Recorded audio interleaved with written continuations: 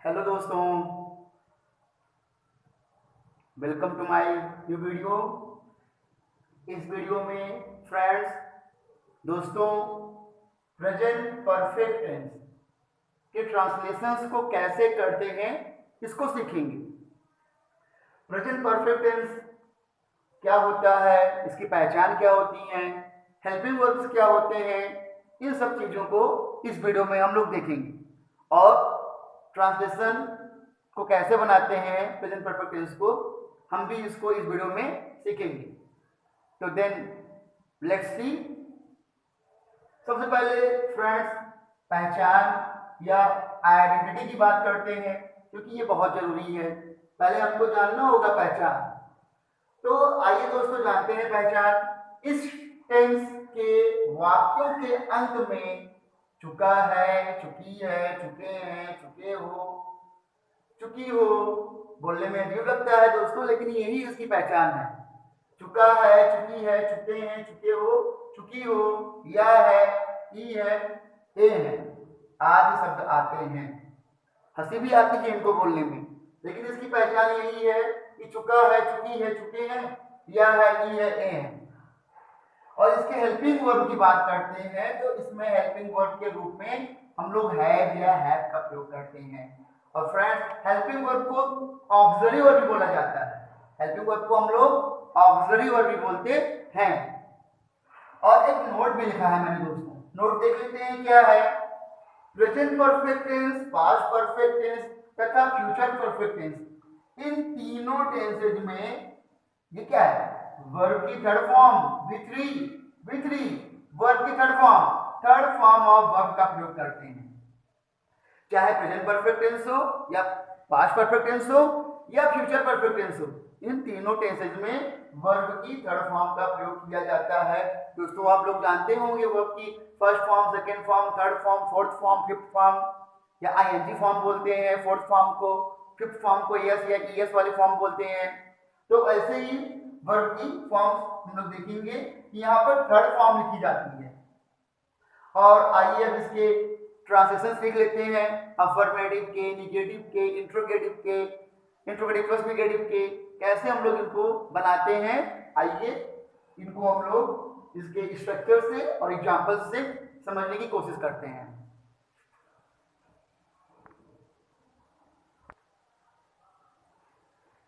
आइए friends affirmative के structure को देख लेते हैं।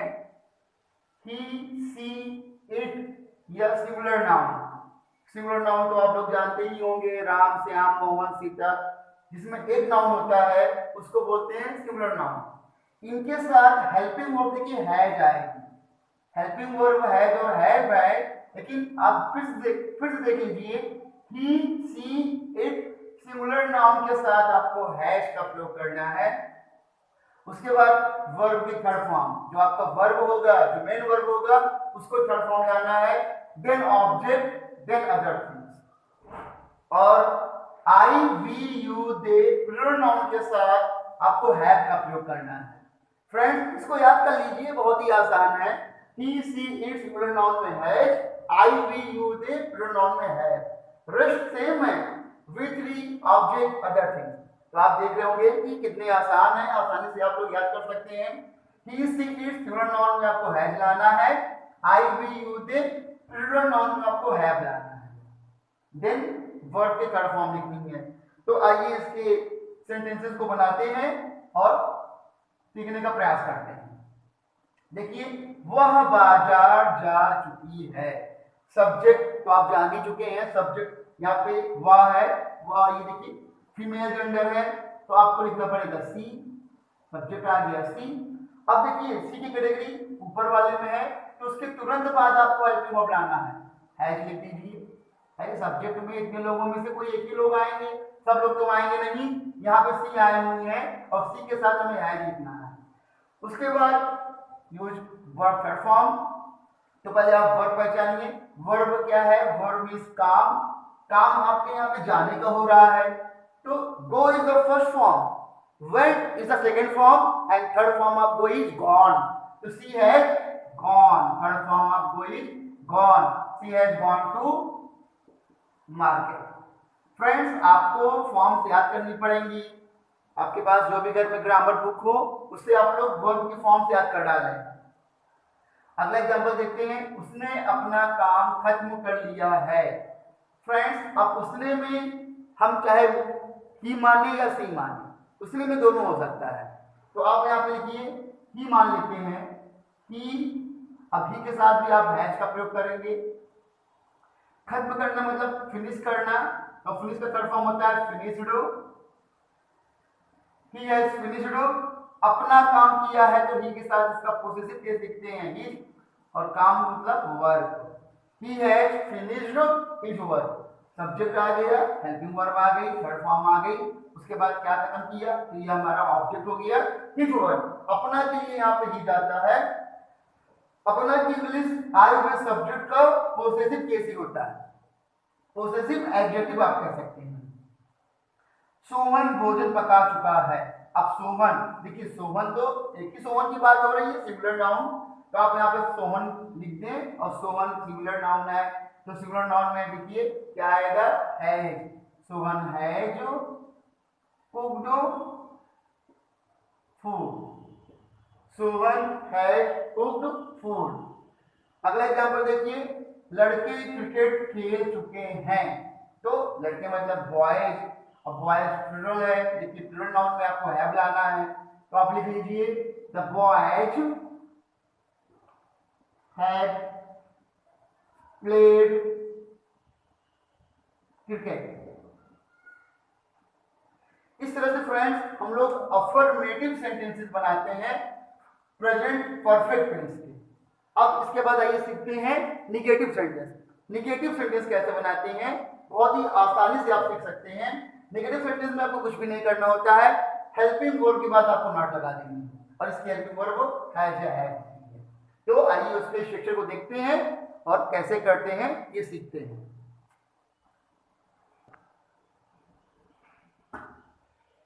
फ्रेंड्स निगेटिव सेंटेंस का देखते हैं structure.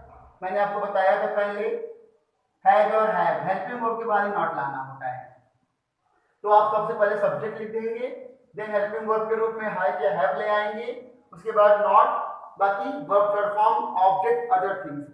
And you have already known कि where we use has and where we use have. आप पहले ही जान चुके हैं कि हम लोग हैज का प्रयोग कहां करते हैं और हैव का प्रयोग कहां करते हैं। अकॉर्डिंग टू सब्जेक्ट आपको हैज या हैव का प्रयोग करना है। फ्रेंड्स याद रखिए, according to subject. Let's do some examples. मैंने तुम्हें नहीं पढ़ाया है, तो देखिए मैंने मीन्स होता है आई,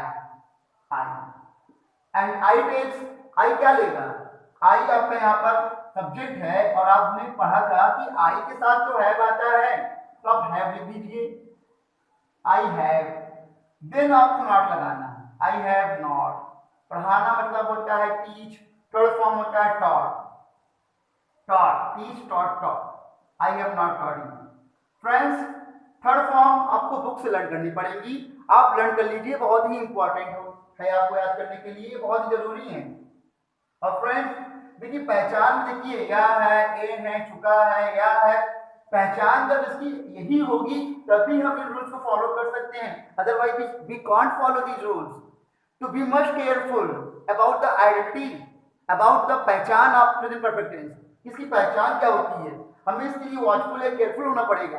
अब अगर ये चीजें नहीं आएंगी तो हम इनको नहीं फॉलो कर सकते हैं, तो पहचान बहुत जरूरी है। अगला एग्जांपल देखते हैं, लड़के अभी तक घर नहीं आए हैं। तो लड़के मीन्स बॉयज, तो द बॉयज। अब बॉयज हमारा प्लूरल है, तो आप यहाँ जानते हैं हैव का प्रयोग करेंगे, the boys have, then not लिखिए। उसके बाद वर्ब है यहाँ पर कम, केम, कम, थर्ड फॉर्म आपका कम, सेकेंड फॉर्म केम, थर्ड फॉर्म वापस कम होता है, कम, केम, कम।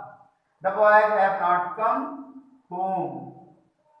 और देखिए अभी तक के लिए हम लोग yet का प्रयोग करते हैं।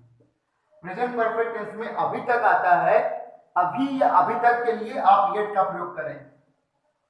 Once again I repeat कि प्रेजेंट परफेक्ट टेंस में अभी तक के लिए या फिर अभी के लिए आप yet का प्रयोग करें। This is very important, you must know this. चपरासी घंटी नहीं बजा चुका है। फ्रेंड्स, चपरासी घंटी नहीं बजा चुका है, तो यहाँ पे चपरासी प्लूरल सॉरी सिंगुलर है, तो आप लिखेंगे द प्यून। चपरासी को हम लोग प्यून बोलते हैं, द प्यून। एंड प्यून आपका सिंगुलर है, इट टेक्स हैज, जिसके साथ क्या आएगा, हैज आएगा। देन आपको लगाना है not, because this is negative sentence और नेगेटिव सेंटेंस में नॉट लगाना इंपॉर्टेंट होता है। The peon has not. बजाना को हम लोग बोलते हैं रिंग, सेकेंड फॉर्म रैंग और थर्ड फॉर्म होता है रंग। द प्यून हैज नॉट रंग द बेल। चपरासी घंटी नहीं बजा चुका है। अगला एग्जांपल देखते हैं, वह दिल्ली नहीं गया है। तो वहां मतलब आपको ये लिखना है, ही के साथ आप हैज ले आएंगे। अब तो आपको याद ही हो गया होगा कि I we you they have, he she it has. Singular में हैज, प्लूरल में have. In negative always remember, negative में हमेशा याद रखिए कि हेल्पिंग वर्ब के बाद ही आपको नॉट लाना है, और इसकी हेल्पिंग वर्ब हैज या हैव है, तो इसके बाद हम लोग नॉट लिखेंगे, ही हैज नॉट। उसके बाद जाना, जाना मीन्स टू गो, और third form gone, he has not gone, और गो के बाद टू लगाया जाता है। Most of the times he has gone to Delhi. Delhi के लिए हम लोग दिल्ली का प्रयोग करते हैं। तो इस तरह से हम लोग नेगेटिव सेंटेंस बनाते हैं। फ्रेंड्स, नेगेटिव में हम लोग कभी कभार कभी नहीं वाला भी पढ़ते हैं, तो आइए हम लोग इसके साथ देख लेते हैं कभी नहीं का स्ट्रक्चर कैसे बनता है।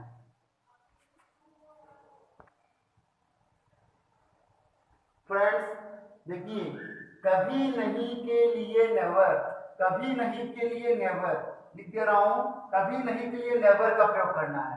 कभी नहीं दिखाई पड़ेगा तो आपको नॉट नहीं लाना है। स्ट्रक्चर देख लीजिए कि आपको हैज और हैव के बाद जहां आप नॉट लिखते थे वहां पर आपको नेवर लिखना है, बाकी पूरा सेम है। सब्जेक्ट है, हैज हैव है, नेवर है, थर्ड फॉर्म है, ऑब्जेक्ट है, फिर अदर थिंग्स है। एग्जांपल देख लेते हैं। उसने मेरी सहायता कभी नहीं की है। उसने के लिए मैं बता चुका हूं, आप ऐसे लिखें। आप लिख दीजिए यहाँ पे सी हैज नेवर लाइए। अब सहायता करना मतलब हेल्प होता है, थर्ड फॉर्म आप लिखिए हेल्प्ड, और मेरी का ऑब्जेक्टिव केस होगा मी। सी हैज नेवर हेल्प्ड मी। मैंने ताजमहल कभी नहीं देखा है, तो आप लिखेंगे आई हैव, क्योंकि आई के साथ हैव आता है तो हैव, उसके बाद नेवर लाइए कभी नहीं के लिए। कभी नहीं के लिए देखिए नेवर आ रहा है, I have never seen the Taj, I have never seen the Taj, full stop लगा दीजिए। यह ताजमहल लिखा हुआ है तो आप पूरा ताजमहल लिख दीजिए। तो आप फिर से सुन लें, अगर आपको कभी नहीं दिखाई पड़ेगा तो उसमें आपको नॉट का प्रयोग नहीं करना है, नेवर का यूज करना है फ्रेंड्स। और नेवर का रूल भी वही है, सेम नॉट के तरीके से है, बस आपको हैज और हैव के बाद जहां नॉट लिखते थे वहां पर नेवर लिख देते हैं। इस तरह से हम लोग बनाते हैं नेवर का यूज। आइए अब देख लेते हैं इंट्रोगेटिव का यूज।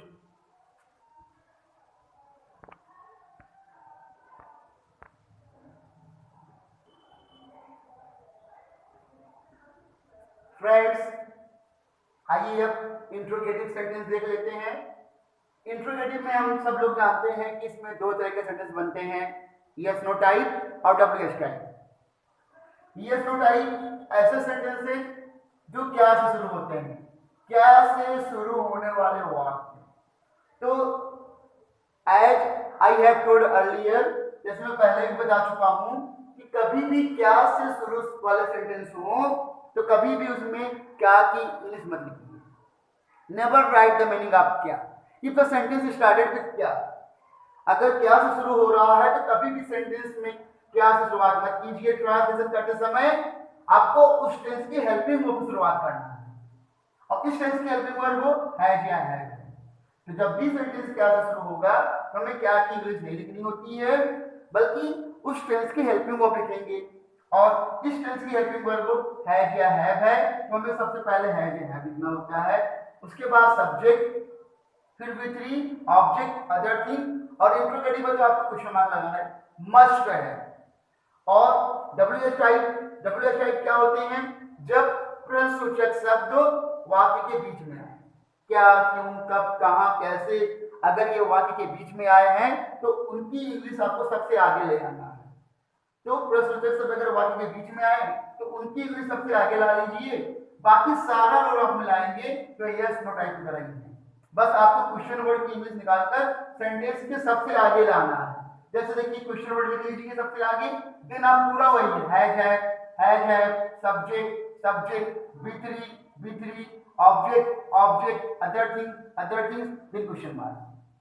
तो हमें ये जानना बहुत जरूरी है कि what is the difference between क्या से शुरू होने वाला sentence and W S type sentence.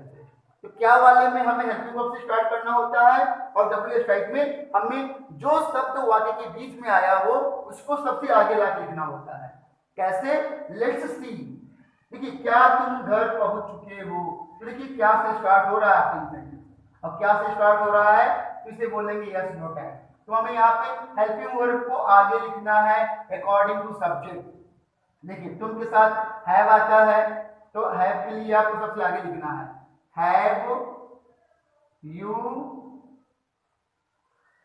Reached, पहुंचना को बोलते हैं reach, third form reached home and put a question mark. Question mark is very important in interrogative sentence. अगला देखते हैं क्या रमेश पत्र लिख चुका है।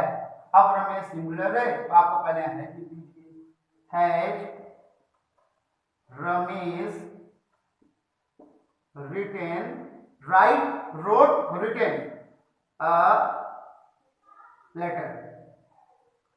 देखिए जब भी क्या से शुरू हुआ है हमारा सेंटेंस तो हमने हेल्पिंग वर्ब को आगे निकाला है, आप भी इसको याद रखिएगा।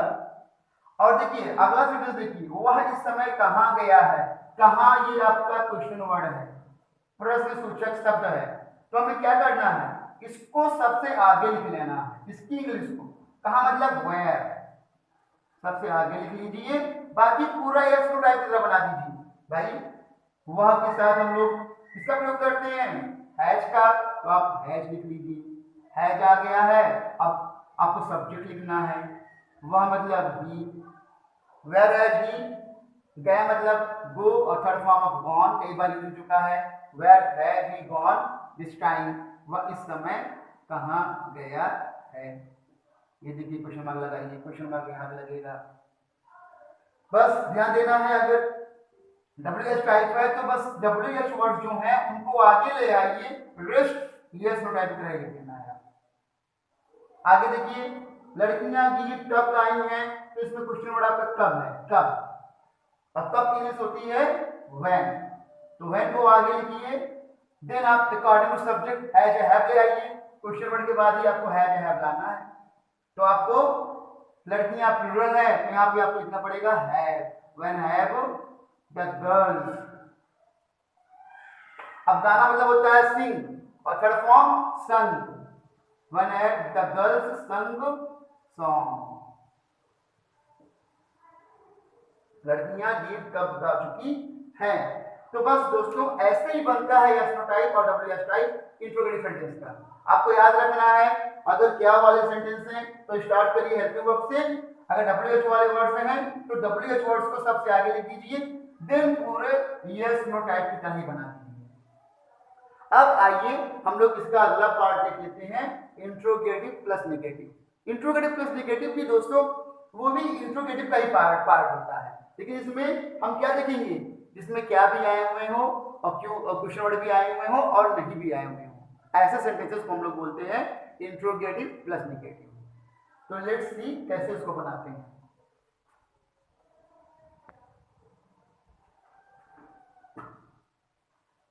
फ्रेंड्स अब देखते हैं structure of interrogative plus negative sentence, जो कि इंट्रोगेटिव का एक पार्ट होता है। तो as I have told you earlier my friends, in interrogative sentences add not after subject rest as interrogative sentence।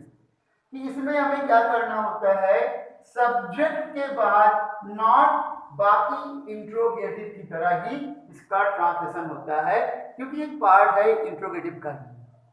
तो देख लेते हैं हैज और हैव, यस नो टाइप वाले में आपको हैज हैव आगे लाना है, सब्जेक्ट देन नॉट देन बी3 रेस्ट द सेम, और अगर डब्ल्यू एच वाले होंगे तो क्वेश्चन वर्ड आगे ले आइए, हैज हैव लगाइए, उसके बाद सब्जेक्ट और सब्जेक्ट के बाद नॉट लिख के बाकी आप ऐसे कर दीजिए। ये बहुत ही आसान होता है, अगर आपको इंट्रोगेटिव समझ में आ गया है तो आप इसे आसानी से कर लेंगे। बस you must remember add not after subject, आपको यही याद रखना चाहिए कि नॉट यूज करना है सब्जेक्ट के बाद। Let's see it's translation. देखिए, क्या तुमने पतंग नहीं उड़ाया है, तो आप जानते हैं कि this sentence belongs to yes no type, तो आपको स्टार्ट करना है हैज या हैव से। तो आप पहले लाइए, तुमने के साथ अगर आप लिखोगे तो आपको हैव का यूज करना है, आप अब तक ये जान चुके होंगे। हैव, देन सब्जेक्ट आप लाना है, और सब्जेक्ट के बाद ही आपको नॉट लाना है। सब्जेक्ट के तुरंत बाद नॉट ला दीजिए। Have you not phloem a kite, क्या तुमने पतंग नहीं उड़ाया है। अब देखिए, क्या रमेश झूठ नहीं बोला है, तो इसको मुझे यहां बनाना पड़ेगा फ्रेंड्स, क्योंकि यहाँ पर जगह नहीं है, तो हम इसको यहां बना देते हैं। और ये भी आप देखेंगे यस नो टाइप की तरह ही है, तो हैज आपको आगे लिखना है, हैज रमेश, क्योंकि रमेश सिंगुलर नाउन है, तो हैज रमेश नॉट। झूठ बोलने के लिए फ्रेंड्स मैं बता चुका हूं कि आपको टेल का प्रयोग करना होता है, और टेल का यहाँ ट्रांसफॉर्म हो जाएगा told a lie. Has Ramesh not told a lie. Next, तुम इस प्रश्न को हल क्यों नहीं किए हो। अब देखिए, यहाँ पे क्वेश्चन वर्ड बीच में आया हुआ है, तो आपको क्यों की इंग्लिश सबसे आगे लिख देना है। इसको बनाते हैं, जब आप इसे बनाएंगे क्यों को आगे ले आएंगे, तो आपको लिखना पड़ेगा वाई सबसे आगे। आपको क्योंकि इंग्लिश वाई सबसे आगे लिख देना है, वाई, और वाई के बाद क्वेश्चन वर्ड के बाद ही हमें हैव लाना होता है। तुम के साथ आप हैव लाते हैं, तो वाई हैव यू नॉट। देखिए, सब्जेक्ट हो गया, अब नॉट लाते हैं। Question word have, then subject, then not. Why have you not, हल करने को बोलते हैं solved, solve, solved, solved. Why have you not solved this question? इस तरह से बनाते हैं। अगला है, माली फूल कब नहीं तोड़ा है, तो ये भी देखिए WH टाइप की तरह ही है, तो कब की इंग्लिश को आपको आगे लाना पड़ेगा। when होती है कब की इंग्लिश, when, और माली सिंगुलर है, तो when has the gardener not, तोड़ना को बोलते हैं plucked, क्योंकि थर्ड फॉर्म प्लग होगा। When has the gardener not plucked the flowers? The flowers, question mark लगा दीजिए, हर जगह क्वेश्चन मार्क आएगा दोस्तों। ये गलती मुझसे भी हो जाती है, लेकिन आप इसका ध्यान रखिए, इंट्रोगेटिव में आप क्वेश्चन मार्क जरूर ले आए। तो फ्रेंड्स, इस तरह से हम लोग प्रेजेंट परफेक्ट टेंस के सेंटेंसेस को ट्रांसलेशन करते हैं, और उम्मीद करता हूं कि आप लोगों को ये अच्छे से समझ में आया होगा। और फ्रेंड्स, अगर समझ में आया हो तो एक लाइक और सब्सक्राइब तो बनता ही है। Then if you have understood then please like, share and subscribe to this video. इससे मुझे इंकरेज मिलेगा, आपके लाइक और सब्सक्रिप्शन से मुझको इंकरेज मिलेगा कि मैं कुछ और बेहतर कर सकूं आपके लिए। Thank you.